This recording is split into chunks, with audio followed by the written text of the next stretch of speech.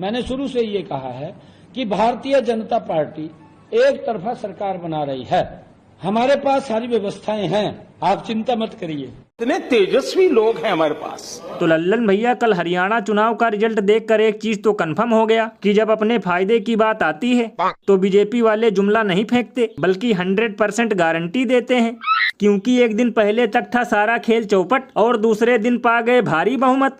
अरे बाप रे, ये तो धोती खोल रहा है। ये बिल्कुल सही कहा आपने, क्योंकि बताओ कहाँ हरियाणा में इन लोगों की खटिया खड़ी हो रही थी, कहाँ डायरेक्ट बैठने के लिए कुर्सी ही मिल गई। और भैया मुझे तो लगता है कि हरियाणा चुनाव के रिजल्ट में खेला और झमेला दोनों हुआ है, क्योंकि जिन जिन गांवों में लोग बीजेपी वालों का पोस्टर फाड़ रहे थे और डंडे लेकर दौड़ा रहे थे, वहां भी इन लोगों ने बम्पर जीत हासिल कर ली। लल्लन भैया इसीलिए तो इस पर महान कवि बाबा लपेटू दास ने कहा है कि ये चुनाव आयोग की मेहरबानी है जो अंतिम क्षण में बदल देता है सारा खेल, वरना लोकसभा चुनाव में ही खत्म हो जाता डबल इंजन का तेल। ये बड़ी अच्छी बात कही आप। बताओ पूरे चुनाव भर में ये लोग जरूरी मुद्दों को रोटी से भी ज्यादा गोल करते रहे। ना तो इन लोगों ने महंगाई बेरोजगारी का मुद्दा उठाया और ना ही इन लोगों ने किसानों और पहलवानों का, फिर भी इन्हें दे दनादन एक्स्ट्रा 2AB वोट मिल गया।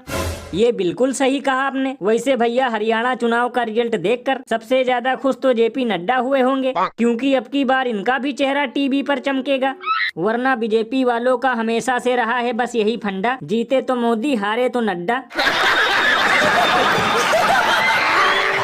और अभी तो रुको, क्लाइमैक्स अभी बाकी है। रोक रही हूँ, आप जानते हैं आज this is the clinching. Rubika, this is getting interesting. 43. What a number, what a number, what a number, what a number. और भैया सबसे कमाल की बात तो ये है कि हरियाणा चुनाव का रिजल्ट देखकर गोदी मीडिया के चापलूस एंकरों में एक अलग ही खुशी की लहर दौड़ रही थी और ये फूले नहीं समा रहे थे। लल्लन भैया इसीलिए तो लोग घनघोर बेइज्जती करते हुए ये कहते हैं कि देश की बर्बादी में सबसे ज्यादा इन्हीं लोगों का योगदान है, इसीलिए आज टमाटर और क्वार्टर का रेट एक समान है। क्योंकि भैया अंधभक्त तो फोकट में बदनाम हैं, असली मोदी भक्त यही लोग हैं। और इनका बस चले तो स्टूडियो में बैठे बैठे और ग्राउंड रिपोर्टिंग करते हुए भी जुमला पार्टी के लिए वोट मांगना शुरू कर दें, क्योंकि इन लोगों का बस यही फंडा है, अपनी करो जेब गरम, चापलूसी करने में कैसी शर्म।